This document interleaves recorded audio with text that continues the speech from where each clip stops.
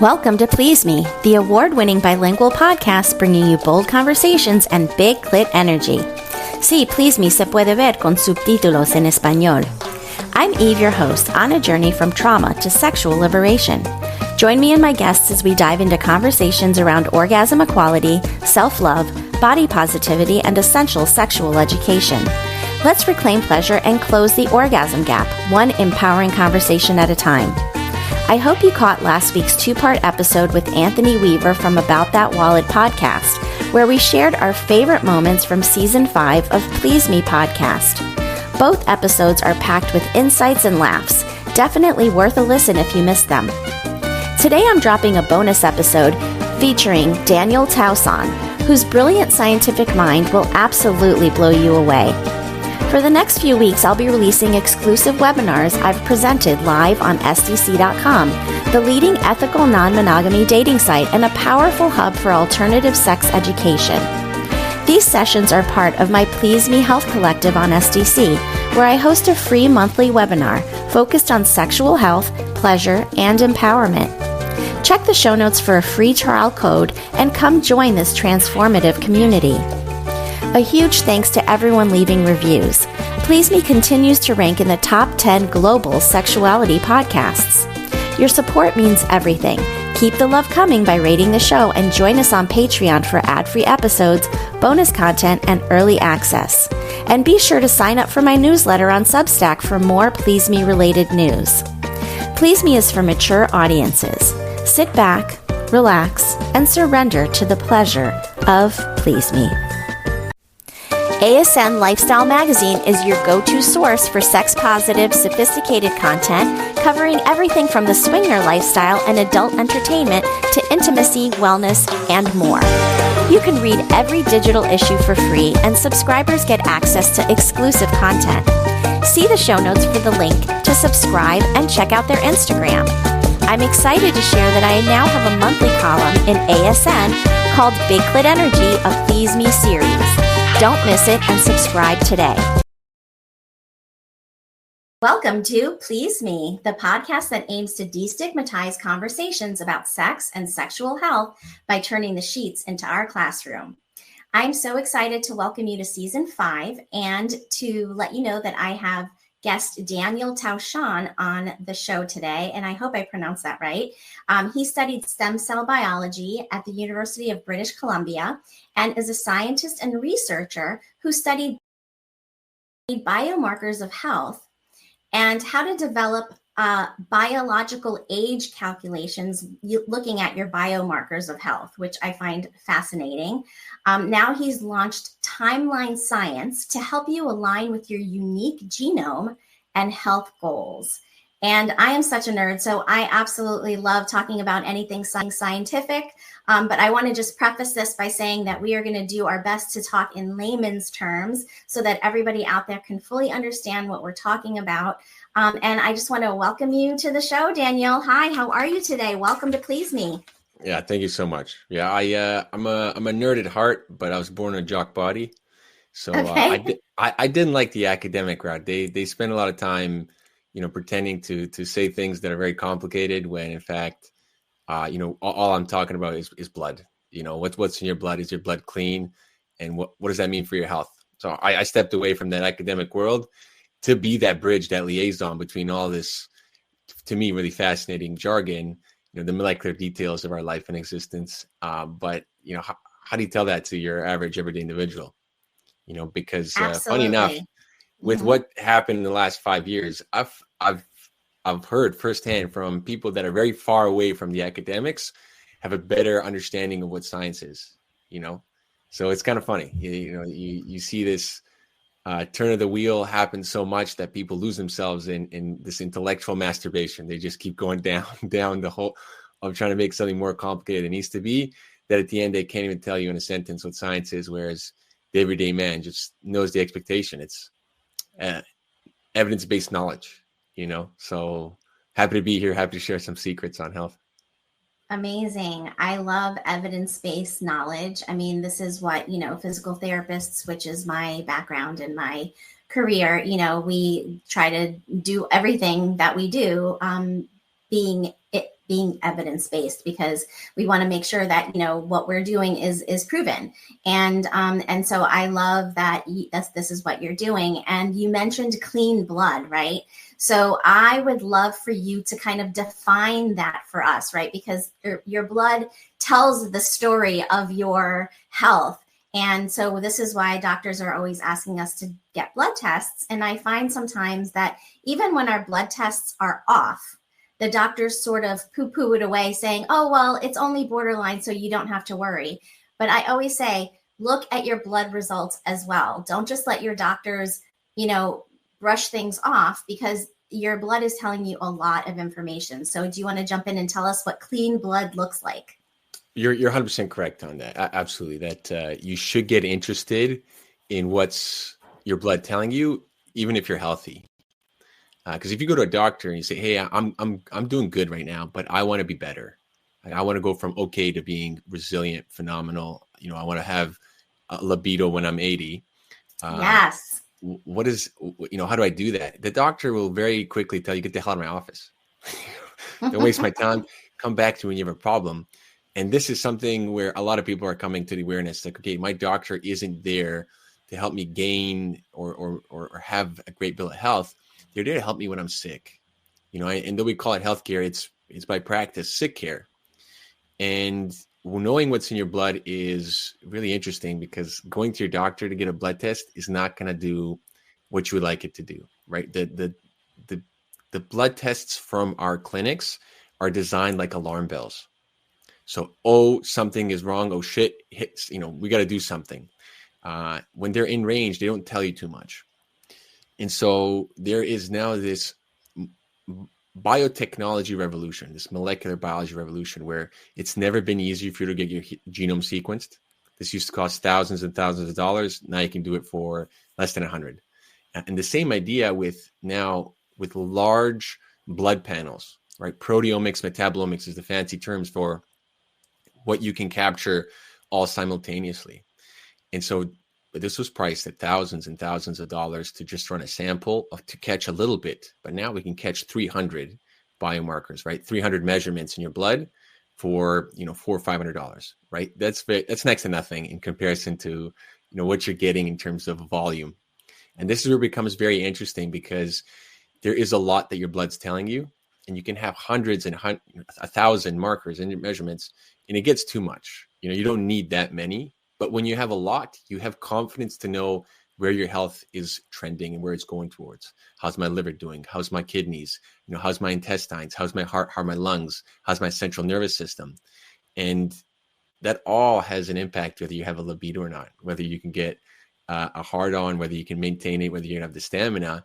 Because if your liver's off, trust me, everything's off. You're not going to have cognitive function. Your focus is going to go down. You're not going to be able to sleep well.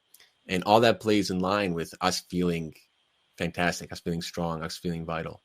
So your blood is an excellent, call it middleman, so that you can see how the rest of your organs are doing. And it is very complicated. It is still, I would say, on the early stages. People think that, you know, with all this biotechnology, everything's solved. I'm the guy who sits and tries to figure out one thing at a time. So even though you take 300 measurements, the only way to know what it is you got to go one at a time and put them in the proper order. And a lot of the biomarkers, you know, they don't tell you too much. But the ones that are the most interesting are the ones that tell you about age and the ones that tell you about fitness. Most of them can tell you about some kind of risk. That's pretty obvious, right? If it's out of range, oh, you know, you're looking like, you know, you're going towards arthritis, or you're going towards a clotting issue or inflammation, yada, yada. But you can also see one and say, okay, this marker is telling you very specifically that you look like you're 30, even though you're in your 50s. And that's something in which is very easy to communicate, right? Without all this jargon of risk. Like, what does it mean? 40% risk for arthritis, 40% risk for whatever. That doesn't mean anything to anyone. What do I do with that information? I can't act on it. But I can act on, hey, you know, you're in your 50s and your blood looks like you're 90. All right, well, I'm doing something wrong. I have to make changes. And as you make changes, even though the biomarker doesn't go in out of that range where your doctors say, hey, you know, there's a problem, it's still in the healthy range. It's now start going in direction where you can make the association, be like, well, now I'm doing better. Whatever I've taken on in the last 3 months and my blood is shifting, I can use this measurement as a way to say, this is working. And this is what I would say is a massive paradigm shift, to go get a test when you're healthy, right? Go get some information about yourself when you're healthy, because the reality is anything that's very short and fast solution, like, hey, I'll take Viagra, I'll take Cialis, I'll take one of these pills to help me, like perform. That's okay. You can even get a peptide now. There's some very fancy peptides you can get to really stimulate your libido, but that's not a good long-term solution, right? That's No. like, yeah, it's like you're throwing in gasoline on a fire. It's like, great, your fire's going to burn out real quick. Right? You have to make sure Exactly. How And do if you you're keep? not targeting the root problem, then the root problem is going to continue building if you're not focusing on it. So just out of curiosity, what are the biomarkers that you're looking for specifically for age? That's a great question. So it's up to whatever is accessible to individuals. But for example, one is, it's a weird one, insulin like binding binding factor 3, right? You have one, two, and Okay. three. But number 3, for whatever reason, is a great indicator as it decreases quite steadily with age. And so we're just taking this as an extrapolation from a population. And now when you take a look at the individual, this is where it really matters, because who cares about statistics if they don't apply to me, right? That's the honest truth. It works for 60% of people. Who cares? That's not me, is it? And so this is why it's very useful to speak to someone directly to know, hey, can I take any meaning out of this? And for the most part, you can't just rely on one. So there's a few others, right? They might not have any meaning for most people, but like alpha 2 macroglobulin, this is just something our liver makes to help support, zinc going through our system, help support your joints. And when you physically train, it goes up a little bit. When you start aging, it can start decreasing quite quick. And when I say aging, doesn't mean you have to, be in your 80s and this go low. It's just you can physically see someone, when you haven't seen someone in maybe 5-10 years, they're like, oh, they aged terribly. Right? That's what that is. There's a shift in what the biology is able to upkeep. And the earlier you put effort in maintaining, call it vitality, and maintaining this life force, the sexual energy in particular is something key to maintaining your life force, the easier it is.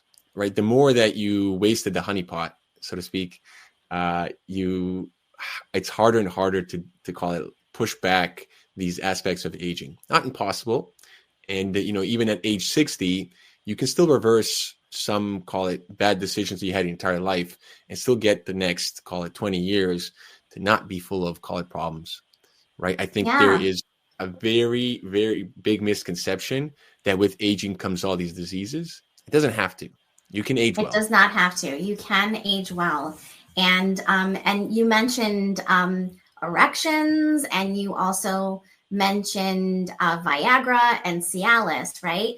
So what can people do besides popping those magic pills that actually work for a time, but then eventually stop? Because, the issue is blood flow, right? And if suddenly your blood is not flowing because everything is so clogged up, they're only going to work for a certain amount of time. And I often will say that, if you have erectile dysfunction, most likely you also have the beginnings of heart disease. So you need to really pay attention to that, right? So what can we be doing instead of popping those magic blue pills to increase our health and clean up our blood? Absolutely genius, by the way, with the hey, if you have erectile dysfunction, there's going to be now subsequent problems. That's absolutely the case. And so what can people do? Well, one non-negotiable is to have a healthy relationship with food. And people Yes. call it intermittent fasting, but this isn't really fasting. We're talking about, is it healthy relationship with food in which you are not abusing your, call it, rest and digest portion of your system. Because when you eat food, you inhibit cleaning your blood. You have to deal with the food. The food's coming in, and you don't have time to do anything else. It's actually a 4 to 6 hour delay before you can get back to doing other things. So usually you don't eat a massive meal and then go have sex right away. That's not usually, oh, I'm too full, give me a moment. And so if people understand that this is a non-negotiable, like you must live this way if you want to avoid disease. Breakfast, lunch, and dinner were a massive marketing, call it, ploy. That's not biology. We've known this from biology textbooks for heck, from like the early 1900s. It hasn't changed. Our genetics and physiology hasn't changed in the last 150 years. And so the intermittent fasting, let's call it that, is just very simple. You pick 2 times you want to eat in a day. You want to eat once. You have your meals at that time. You can have fruits, outside of it, which would be okay because they pass fast through the system. But doing so will help alleviate what's going on in your colon. And your intestines are, well, I know from quite a lot of individuals that I've worked with, they can't get, both men and women, they can't get turned on. They can't get into if they have a full colon, if they need to go to the bathroom. And so this is very mechanical in a sense, because though, we're wiring. If the nervous portion of the wiring is being pushed up against because there's just so much stuff you have to get out, you don't have that neural conductivity. If you don't have the neural conductivity, you can't get the blood flowing there properly. And so just having a clean colon will change how people's, like their sexual appetites, their desire, their actual, the strength, the erection, the pleasure of their orgasm. And so that part is very simple. And funny enough, about 70% of the diseases that we have today are just dealt with the colon. Is your colon leaking? Is it, are you reabsorbing nutrients? Are you passing food properly? And our diets are not great in terms of what's present in our food and how that helps with, call it the colon. So things like soy lectins, guar gums, all that slows the system down. And so this is something where there's terrible advice circulating, where the idea is, well, just eat more fiber. But if you can imagine, like your tube is paralyzed, eating more fiber just swells up the tube. And yes, you can mechanically push through that, but you want to be able to get the tube to be able to squeeze. And so you have to go through this portion of, for example, fruits, meat. Meat's one that can pass easily if you haven't caused too many problems, so that your passage of food is very healthy. So that one's the simplest one. So incorporating this notion of fasting, now that spills over into real fasting. Okay, a male fasts for 24 hours. What happens is, it's very funny in terms of biology, but the resources get shunted to the central nervous system, so he becomes very focused, and then to his genitals. So for the man, as we fast, about the 3 to 5 day mark, we become more clear of mind of what we want. Hey, we can go hunting. We got to kill the prey. And we want to mate like never before. We get massive amounts of desire to have sex. So just fasting alone transfers that energy. Now, if you backed up your system, if you have a lot of problems, this might not work phenomenally for you. You got to do a process of cleaning out your blood before now you re-experience this phenomenon, before the hormones can start kicking up again, right? And we do a thing. So let's talk about intermittent fasting and how you recommend people doing that, right? Because it's a chunk of the day where basically you are not eating, and that gives your body the opportunity to focus on other things. Like you said, if you're digesting all the time because you're constantly snacking, right? Or you're eating at night right before you go to bed, which I sometimes do, and then that is like the worst thing I can do. It always messes up my digestion throughout the night, and it wakes me up. So very important to have a period of time in the day where you're not eating anything, so that your body can be fully digested and your body can focus on other things, like, taking care of that cold you have or whatever it may be. So tell me what your recommendations are on intermittent fasting specifically, and then also on how often you think people should fast, as in like in a 24-hour period, once a week, once a month, something like that. You let me know what you think your recommendations are.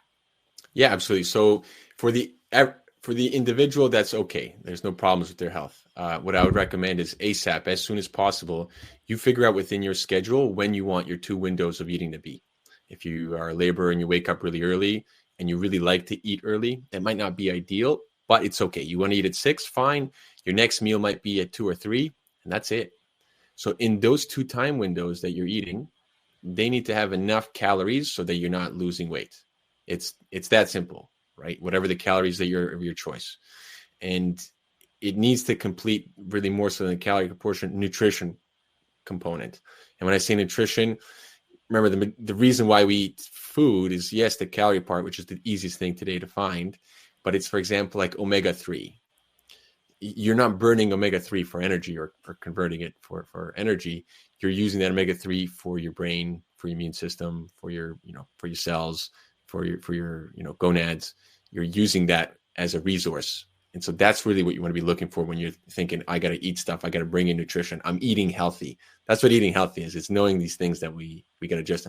Parsley, cilantro, these are things that help clean our blood. They're not going to give you calories, but they're actually going to set your system up for the nutrition that it needs. Lots of fruits and vegetables. Fruits and vegetables. And herbs. And herbs, yes. So that herbs are one of the things in which we can consume a lot more of, and it'll be a lot better for us. And a little bit of different herbs rather than, you can't take them in large concentrations. Consistently makes all the difference. So for the majority of people, 10 and 6 work out perfect. You have your meal at 10, you have a meal at 6. You're still eating for comfort, because the ideal simple thing for a human being is just to eat one meal a day, and for myself personally, what I do is I have 2 meals, and then every second or third day I have 1 meal. Not because I'm forcing it, but I'll wake up and I'm not hungry. I'm doing stuff. I have a black coffee with cacao, salt, and cardamom in it for my, call it, little coffee hack. And I don't need to eat. There isn't a desire. I have enough fluids. I drink, water in the morning, or lemon water. I put cayenne in it. I do these kind of small little things that help stimulate my system, help my liver, help to clean out the blood. And when I'm not hungry, I make sure I don't force it, right? And so when I am hungry, I'm in the gym. I do like my exercise. It's a feel-good thing. I'm as close as I can be to have not messed up my hormones. Now, I've messed them up in the past drastically, where you used to have false hunger all the time, where you eat meals like, I'm still hungry. I got to spike my insulin with something super sugary and sweet. Or then the late night comes, and all of a sudden 9 o'clock, I'm like, man, I want to eat. This is where it's a good sign, like, okay, I need to figure out what's going on, because this isn't how circadian rhythm is supposed to go and flow. What should I be doing different? And so this is something I think is very, like, an easy rule. You need to stop eating about 3 hours before you go to bed. And if you do, your sleep will be way better. Because if you eat right before you go to bed, your liver is now doing the process of cleaning, and it needs to tune in with the melatonin production that you're going to make as you're about to fall asleep. And the more that you interrupt this, the faster you age. So we know from, I think, like the 70s, the importance of melatonin production and aging, and how that, as you age, your ability to produce it, your ability to respond to it drastically goes down. And so it's not just the brain in which this is responsible for. It's your skin, it's your organs that have these receptors that respond to this. Really, it's a regenerative molecule. And when we think of, okay, it's a regenerative molecule, don't mess that up. That's actually the first rule for longevity, is you have to know your recovery systems, and you can't damage your recovery systems, because, heck, you damage your recovery systems, you're dead the next day. And the big thing here on the longevity, call it the molecular detail, just to throw in here, very simple, is that people think, oh, DNA, that's the intelligence, that's the brain of the cell. No, the DNA is the gonads of the cell. It's the reproductive portion of the cell. Yes. So you can destroy the DNA, but the cell will still be alive for about a day, 2, 3, depending on what cell type you're working with. You drop a little bit of glucose, it'll swim over to that side. You drop a little toxin, it'll swim away from the toxin. But then after about a day, it can't regenerate the machinery it needs for life. And so it dies. And so it's the same idea with sleep, recovery systems. That will make sure that you can still perform and function when you're 80. And I do love saying that, because I have individuals, that I've learned from that really showcase what aging, is, because, they're standing at age 80, giving me a lecture, they're still having fun, giving seminars, sharing their wealth of knowledge, while they're standing on a Bosu ball holding a dumbbell for an hour. That's impressive. That's impressive. I wouldn't be able to do that, and I am not 80. I want to talk about longevity, because you just brought up longevity, and I want to talk about the 5 pillars of longevity. Can you fill us in on what those are? So number 1 there is recovery systems, right? So we think, what is that? It's sleep, right? Sleep is number 1. Yes. But when you think, super important. And, we used to nap at certain points in time and within our history. People end up napping, 20 minutes, 30 minutes. They seem to do better overall for longevity. And so the sleep portion and this big idea of recovery systems it falls in is the big umbrella, which everything else that I'll say afterwards falls still into why they're important. The second one, it's not even nutrition. Nutrition, when you want to look at, from the big science support of things, all you're looking at is, does someone meet the, call it, minimum requirements? And if they don't, they're going to get disease. So if you don't get enough vitamin D, you have problems, bone problems, immune problems. If you don't get enough vitamin C, you can't produce collagen. You're going to have issues with your immune system. You're going to wither real quickly. So just not having a nutrient doesn't even let you get to 100 years old. So it doesn't actually come up in statistics to be like, okay, well, that's the thing that's separating them out. If you made it to 100, that means your nutritional requirements have been met. But what does come up as number 2 is this notion of, does a person incorporate fasting or not? And I have not yet met a centurion. So I have a hard on for people that make it to 100 because I want to hear this story. I want to know, what did you do? How did you make it there? So the last person I met was I was in Wyoming not too long ago, last year, and I met a gentleman that was 101. Now he's not doing great at 101. Like he's now starting to feel some problems, but 101 Wyoming, I wouldn't expect in Wyoming to meet a 100-year-old. And so what did he eat? What did he do? I had an opportunity and chance to talk with him, and he had the lifestyle. He's a rancher, so he's eating the things in which most people say aren't good for you. But, he woke up before the sun. He stopped eating around 2 because he found that if he ate later in the day, it would cause him to have problems. He wouldn't be able to wake up. And it never ceases to fail when you talk to these individuals that they have some kind of structured life. They're often very religious without the religion. That's another thing. That's, maybe a spiritual component of, and a purpose, right? Absolutely. So the fasting part in every culture is present. In almost all religions, there's a component of fasting. And the more we engage with it, the more we understand how to, play within the boundaries, the limits of our own physiology, the more we're going to get, I think, call it tapping into our potential. Because having to eat constantly is a weakness. That's a fact. Hey, a person can go 4 days without food. Another person's like, I can't, I need a snack every 30 minutes. Like, we can't do anything with this guy. I always say, if I was to, end up on a deserted island with a group of people, or on a boat somewhere where, we were in the middle of the ocean, stuck in the middle of the ocean, I would just donate my body first to be eaten by everybody else, because I wouldn't make it past a day without eating. I just love to eat, and I need my meals. And so I totally understand that, but you're absolutely right. The fasting is so key so that your body can do other stuff, right? Your body is not just about digestion constantly 24/7. You have to give it time to do other things. So I love this real focus on fasting. That's one of the pillars, right? And so did you cover all of them already? So the first one was sleep. The second one was fasting. Nutrition, getting enough nutrition. Yeah. So second one, the idea of nutrition is fasting. Fasting, okay, and you have to get enough nutrition in order not to be able to even talk about, call it, what diet you're on. The diet's not that interesting. A 3 is going to be putting yourself in uncomfortable scenarios and dealing with the stress. And so cold exposure is one of the most potent ones. It's going to cause your physiology to adapt. Cold plunges.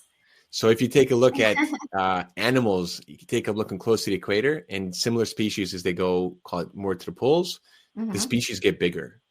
So cold is a stressor in which allows biology to rise to the challenge and adapt. And so cold exposure for human being, there's something very unique stuff that, maybe it's a little bit outside the scope for what we'll talk today, but no other creature like us responds to the way we respond to cold. So cold and those stressors, so rising to the challenge when stress comes. One is kind of like I mentioned, it's mood and temperament. And this one, we, from the science side, are seeing more ways to be able to pull this out. But the idea of mood and temperament is that, the individuals that make it to 100, they have a certain joy for life. They have a certain, you can't get to them. It doesn't matter what you say. You can say, oh, the world's coming to an end. They'll say, bring it on. Right? Let the games begin.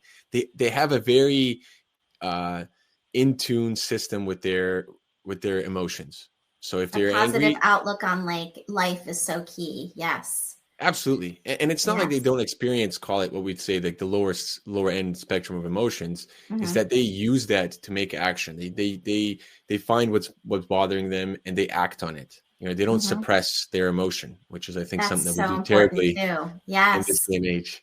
And then the last one, it goes into this notion of there are small things that you can take that really help your system thrive. And so I'll say, like a tiny little bit of alcohol can be good for the system, but ever so slightly more, it's poison. And so this notion it's like one of those stressors that you're talking about. You're stressing your body in a certain way that's going to make your body, start to try to heal and try to get healthier. Absolutely. And Absolutely. So alcohol can be one of those things. And what are we talking here? Because we're talking for people out there that, those people out there that have like fatty liver, we're not talking about, like massive amounts of alcohol. How much are you talking about? Like I'm talking about less than a shot. For about 180, 150 pound person, we're talking half a shot. So like a thimble. And that's used with a meal as a digestive. So you'll see in a lot of the high-end restaurants and whatnot, you'll get this tiny little brandy that comes exactly with, close to after the meal, right? Mm-hmm. It's sort of this like little sweet, little close the palate type of just little digestive. And so this is the thing to keep in mind, is that why the fasting, why the nutritional. It's very expensive biologically to digest food. You have to dump enzymes out, right? Some creatures, we know this, they have sort of a last lifeline where they have to put enzymes out. And if they can't absorb food, they can't produce enough enzymes for the next meal, right? You can think of some spiders that, let's say, have gone for a really long time. They actually have to secrete out, make a little mush to be able to pull it in. And this is true for a human being, where the more you're asking your system to digest, the more difficult it is to digest the food, the more energy you have to expend, and the more you're tapping into your honey jar of life. So foods that are very easy to fast. I love that concept of the honey jar of life. I love that It's like that in a lot of ways. and you mentioned fruits. So fruits are one of the easiest things for us to digest. They pass the fastest through our system. Mm-hmm. And that's one of the best foods that you can think of. Okay, this is great for my system. Green stuff usually is very, very good. Obviously, don't take stuff that's going to poison you. But those are the five. So recovery systems, cold, mood and temperament, fasting, and then this idea of digestion, or small little things that you can take to help facilitate ease digestion. This is why I throw cumin on most of my food, even if it doesn't really go with the meal. No, it does not. It does not. Cumin is not for every meal, but I can see why it could be good for you in terms of it being like a good spice, digestive. But it doesn't. It is a digestive. Okay, maybe you make like a little like elixir, so that you can take a shot of it or something. But I can't imagine putting cumin on everything because it's a strong spice. Strong spice. And fenugreek's the other option, right? So, this is just the idea, right? Like, what else do you add to your food to help make it easier to assimilate and absorb? And often within the history, within our culinary, call it like a lineage, we've had ways in which we know we must prepare food so that they're best for our system. Soaking beans and lentils and getting rid of this phytic acid or these anti-nutrients. We have this passed down from us. To get rid of gas, right?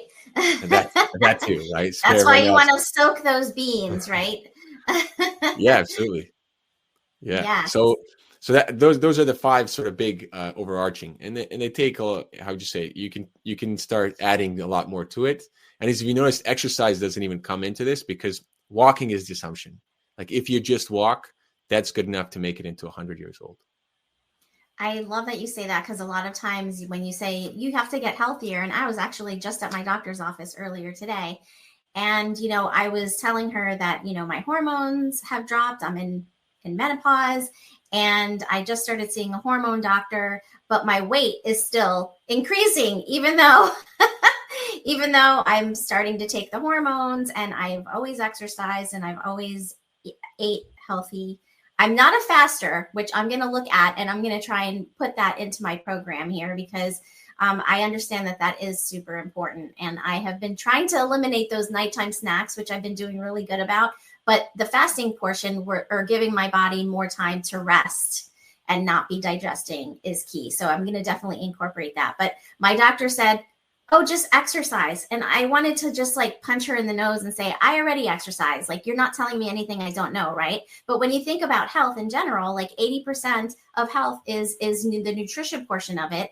And 20% is the health and the sleeping and getting enough water, right? That's sort of how I try and break it down with my clients. So, I mean, do you have anything to say about that? Yeah. So what I would say is what I shared there is the evidence, sort of hey, here's the science. Mm-hmm. What I would advocate for is, you still want a higher quality of life. And as you age, strength training becomes a lot more of a bang for your buck. So it helps stimulate the hormones. It helps stimulate the muscles to produce the hormones. So if you just do cardio, it's like pumping blood to the system. But if you do enough stress in the body where you have to acute load across joints, it could be body weight, but as long as you're actively having to deal with that force, then your body starts producing hormones to help deal and address with everything else. So I would say that's a big part. The second thing is funny enough, light, our exposure to sunlight. So here in Vancouver, there's a lot of overcast, and you can see how it affects us, psychologically drastically, but you can also see how it affects us on the metabolic sense.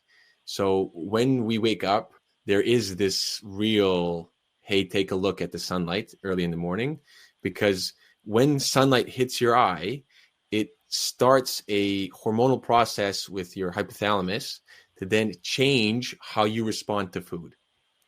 So Okay. I'll say that one So more there's time. a connection from light exposure to digestion, which is something I had not heard. That's very interesting. To fat storage.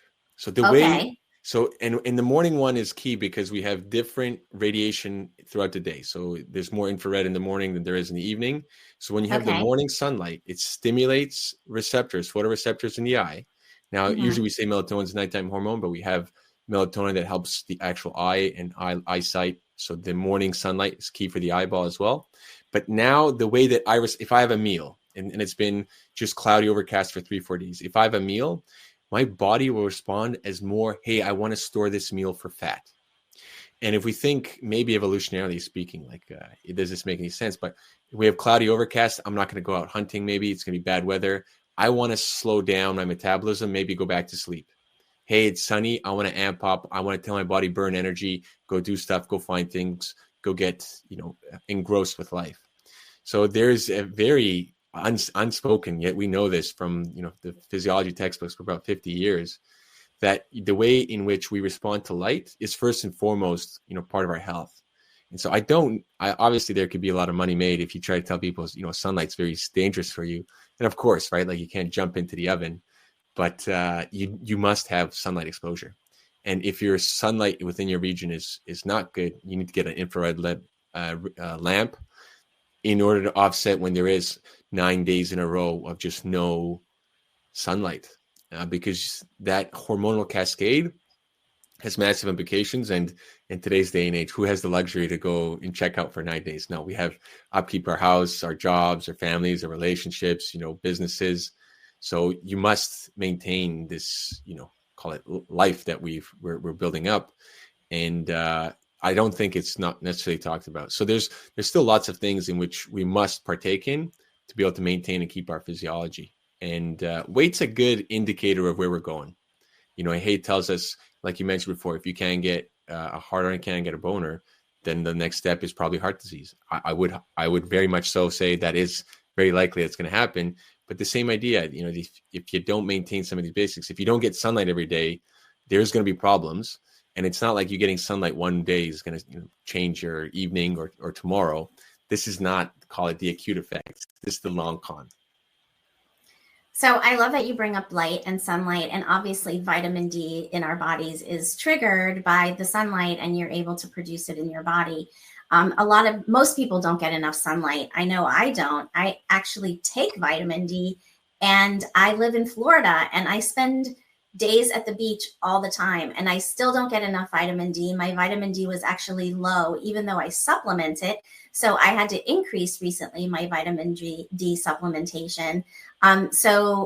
Sunlight is one of those things. If you can get outside and take a walk in the sunlight, that's amazing. And then the morning light I didn't know about. So I appreciate that tip. I personally am like a vampire. When I see light, I need my sunglasses. So is it important to have your sunglasses off for that morning light? Because when I bring my kids to school in the morning, I already, like at 6 6:30 or 6:40 in the morning, have my sunglasses on because the light I'm very photosensitive. Should I be having my sunglasses off so that I can really, take in that light? Yes. Yeah. So Okay. there's quite a few ophthalmologists that publish their findings across their life. And, Mm-hmm. because they say things that like, hey, I've worked with, truck drivers and individuals that are in cars a lot and they wear sunglasses and they Right. end up getting these cancers right around their face. And so there's like, Hmm. well, it's a very weird thing in which like they're quite protected from the sunlight, yet they're getting the cancers. And so, there's, I think, a misunderstanding of really what's going on with sunlight and how our system responds to it. It's not just vitamin D that we produce, of course, there is vitamin D, but serotonin, vasodilators, like I mentioned again, it starts your hypothalamus. So there's quite an interesting cascade of events just when sunlight hits our skin. And it's not necessarily, you shouldn't stare into the sun, but just by having your Right. Right. glasses off, light's bouncing all over the place, and you just looking at something that's shining is important. And, one very easy thing you can do is, take a moment, take 3 minutes where you relax, you point yourself towards the sun, bring your eyelids, let's say 70% closed, and just look at the ground, right in front of the sun. So the rays bounce once and go into your eyes. That's just one way you can consciously start bringing that in, It's a especially great if you tip. have Mm-hmm. photosensitivity, right? And I would say Yes. one thing I don't have ironed out here, but I have the basis to start, is I have a suspicion carbohydrate metabolism. So all the carbs that we love, the starches, all the foods, they play a role in how we have light sensitivity. So I know from a few individuals that got, let's say the doctor told them, and I kid you not, they have now an allergy to sunlight. And some of the individuals, they're like, Daniel, what's going on here? This is crazy. Can I actually be allergic to sunlight? I said, that makes no sense. But let's change a few things from what's going on with you. And so they traveled around the world. They were on cruise ships, and both individuals, the same story, one male, one female. And when they came back, they had terrible rashes that would come out once they come into the sunlight. And so I said, no carbs whatsoever, because the way you metabolize carbs causes a certain pathway to be activated, which then might cause a little bit of a problem. And so it took him about 3 weeks, and with just a very specific detox protocol, like helping them pull stuff out of their blood. And within 3 weeks, hey, I go in the sunlight, no problem. And then, Okay. a month later, okay, you introduce the carbs. Is there an issue? No, there's no issue anymore once the carbs are reintroduced. But so long as the carbohydrates was very high and plentiful, it was messing up with their response. So what exactly did they pull in terms of maybe an unwanted pathogen, or maybe they acquired some kind of weird residue in their system with working through the cruise ships? I don't know. But I do know that you have these, call it, it's not so simple interactions. It's not like, oh, sunlight causes cancer. No, like sunlight causes problems if you are metabolically in a state in which can be susceptible to sunlight aggravating issues. But, you have to say a lot more than just, call it the very, I think, bare bones in which the mainstream, or I would say the fashions in science, like to throw it out there. And I think this is where we've lost a little bit of that scientific skepticism, where you need to request more or higher standards from individuals that are telling you this. You have doctors, you have professors, you have all these people with qualifications just saying line, I would say, like unacceptable things, in which I think 30 years ago, had they said this in a public setting, they would have had their credentials challenged. I'm 32, juggling family, working full-time, and earning a bachelor's degree. At University of Phoenix, I earn career-relevant skills with every 5-week course. Skills I can use now, not just after graduation. Earn skills in weeks, not years. Visit phoenix.edu. Now they can go about saying this because there's this marketing campaign behind it. Yes, there's always trying to sell you something, right? Exactly. And so it's really hard to understand like what you're supposed to be doing, and so it becomes very difficult as a consumer to really figure out, there's this diet, there's that diet, there's this medication, there's that medication. So how can we, and let's just wrap it up here, but I have one more question for you. How can we tie all of this information into sexual health, and how can we improve our sexual health by looking at our blood and our biology, etc.? Yeah, I mean, the first thing you can do is you can go get interested in yourself. Even a basic blood panel, that's a great place to start. But have that information for you just on a regular basis. In 5 years, 10 years time, it might become super useful. but you might have to go get a little deeper in terms of the actual biomarkers. Now, this is available to us, but you don't need any of it. The reality is you can just check your resting heart rate. You can check your blood pressure. These things are very simple. You can check how you inhale and exhale. So if you can inhale slowly and control it, let's say for 12 seconds, 16 seconds, I already know that your lifespan will be in the 80s. So your physiology is telling you constantly it's predicting your outcomes. And so one of the most important things for your sexual health is that your lung capacity is strong. Your lung capacity is tied with your heart. So this means, again, maintaining the system in certain regards. And for sexual health, I know we didn't touch on this today, but the way you have a mental skill called imagery. And I think this is the special sauce that I've learned from the individuals that are still making love, in their 60s, 70s, and 80s. It's your responsibility to maintain this desire to engage in this activity, because it brings pleasure, because it makes you human, because it helps you connect with the person that you're closest with, this intimate relationship. So this mental imagery, in which really is what we bring into our life, and you're in control of it.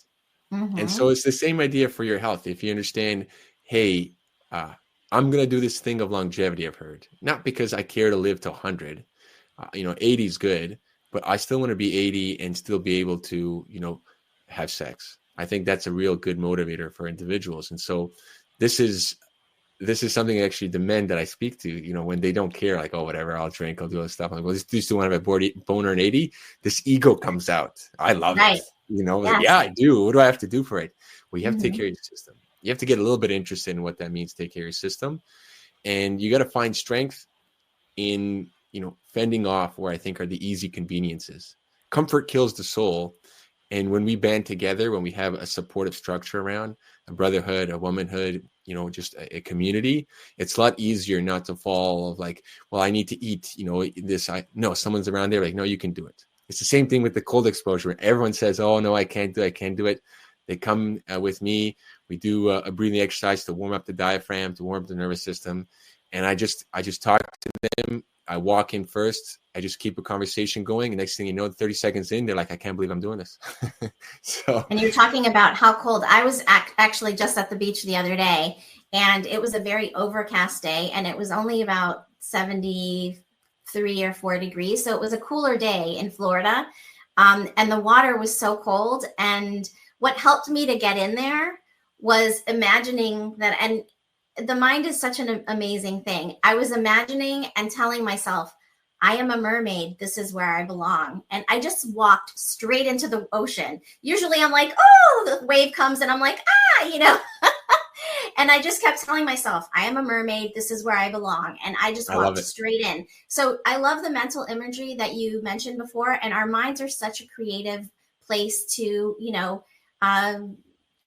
create fantasies and really enjoy that sensuality and sexuality that we were meant for. It's part of who we are, part of who we are biologically, and we all deserve love and pleasure. So I love that. You want to say one more thing, and then we're going to wrap it up.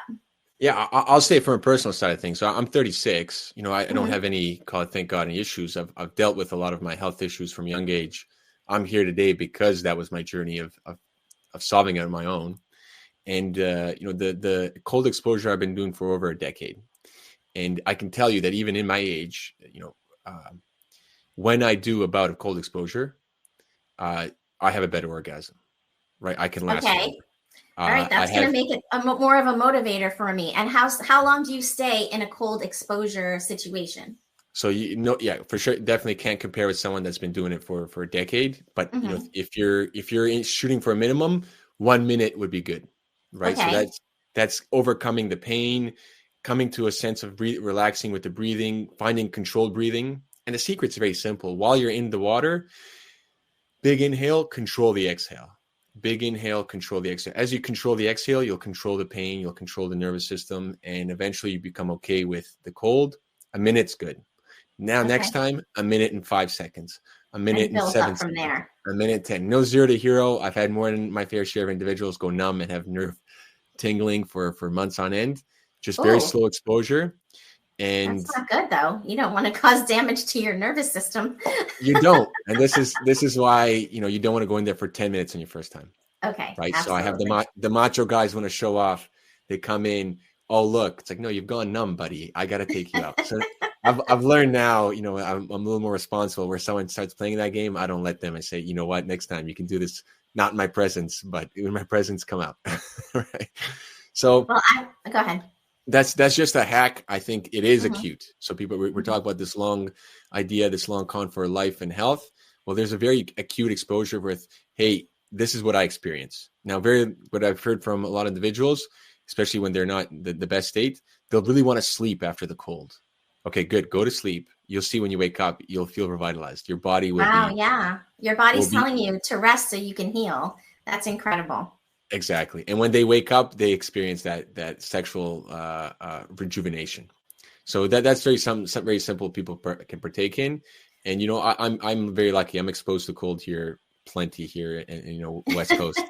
So I have it free and accessible, no problem. I can go into our ocean here and it's around, 7 degrees in Celsius. So I can't do the conversion, 30 something in Fahrenheit. Yes, so it's much colder there than here in Florida. It's easily accessible. And I think in Florida, that's something maybe to think about long-term. You can do as simple as grabbing a bag of ice, throwing it in your tub, you're good. Yes. Okay. So doing it in your tub too, or taking a cold shower is another one. Cold shower is a start. That's how I say an easy start. It's a good start hot it's and cold. Good place to start. Well, I want to make sure that my listeners can find you. Where can we find you if anyone wants to reach out? Yeah, for sure. Yeah, I'm on Twitter. You can find me on Twitter. If you message me, I will get back to you. Or you can contact me directly on my website, Timeline Sciences. There'll be a newsletter coming out shortly. You can happily join in on that. That's just free information on what you can do, what the non-negotiables are. Timeline Science is very simple. We have one timeline we're a part of.